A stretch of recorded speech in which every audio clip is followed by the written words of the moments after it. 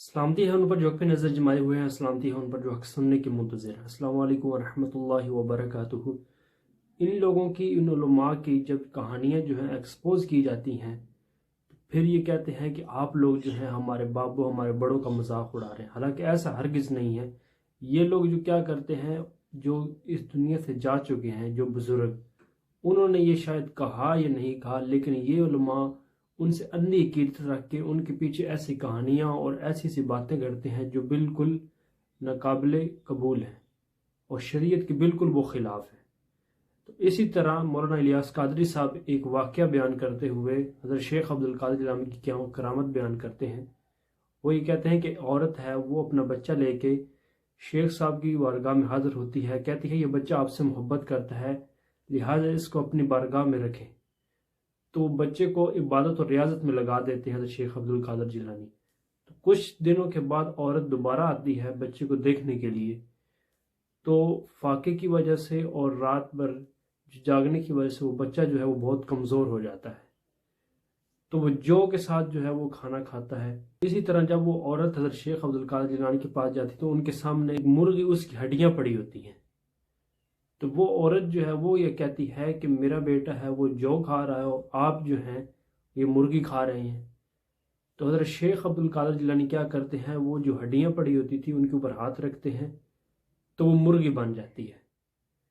तो मुर्गी बन के यानी वो बोलना शुरू कर देती है। फरमाना था कि मुर्गी फौरन सही सलामत जिंदा खड़ी होकर आवाज निकालने लगी। जब तेरा बेटा इस दर्जे तक पहुंच जाएगा तो जो चाहेगा खाएगा। और ये सब क्या देखना पड़ रहा है? अच्छा है मैं अंधा हूं। और शेख अब्दुल कादिर जिलानी उस रोज़ का क्या कहते हैं कि तुम्हारा बच्चा जब इस मकाम तक पहुंच जाएगा तब वो गोश्त खाना शुरू कर देगा। अब ये कहानियां जो हैं ये उन्होंने बुजुर्गों और बाबों और शेख अब्दुल कादिर जिलानी के पीछे जो समझ में नहीं आती। हम अगर ये दीन गोरों को पेश करते हैं, ये किसी को पेश करते हैं, वो ये कहेगा कि ये क्या दीन है आपका। बहन और भाई, यहाँ सोचने वाली बात ये है, जितने भी अम्बिया कराम गुजरे हैं और उनके बाद सहाबा कराम जो हैं वो ही अफजल हैं। उन्होंने कोई किसी किस्म का ऐसा वाक़या जो है उनके साथ पेश आया हो या उन्होंने ऐसा किया हो। हज़रत ईसा अलैहिस्सलाम जो अल्लाह ताला के पैगम्बर थे, उनको ये मुआज़ा दिया गया था कि वो इंसानों को जो है वो ज़िंदा करते थे। और उसका मतलब ये नहीं है कि इंसान जो है बिल्कुल वो ज़िंदा हो जाता था और फिर वो मरता ही नहीं था, नहीं, उठता था और गवाही दे के फिर वो दोबारा जो है वो फौत हो जाता था। इतनी जो है वो मुआज़े जो दिए गए हैं, और ये लोग अपने बुज़ुर्गों और बाबों के पीछे ऐसी ऐसी कहानियाँ मनसूब करते हैं कि जो समझ में ही नहीं आती। अगर ये दीन हम गोरों को पेश करें या हम ये कहानियाँ दूसरों को सुनाएं तो वो क्या कहेगा कि ये इस्लाम है? क्या ये लोग इस चीज़ पे यकीन करते हैं?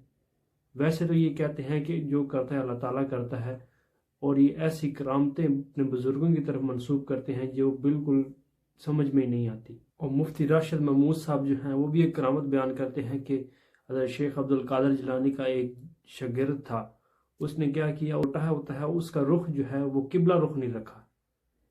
तो हज़रत साहब जो हैं हज़रत शेख अब्दुल कादिर जिलानी जलाल में आए तो उसने वो जो शागिर्द है वो ही मार दिया। अस्तगफिरुल्लाह।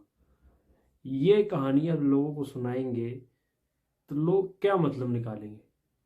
तो ये कहानियाँ जब हम एक्सपोज करते हैं लोगों के सामने तो ये कहते हैं कि ये मजाक उड़ा रहे। नहीं, ऐसी बात नहीं, हम मजाक नहीं उड़ा रहे, लेकिन सोचने वाली बात ये है कि ये क्या दीन आप पेश कर रहे हैं लोगों के सामने।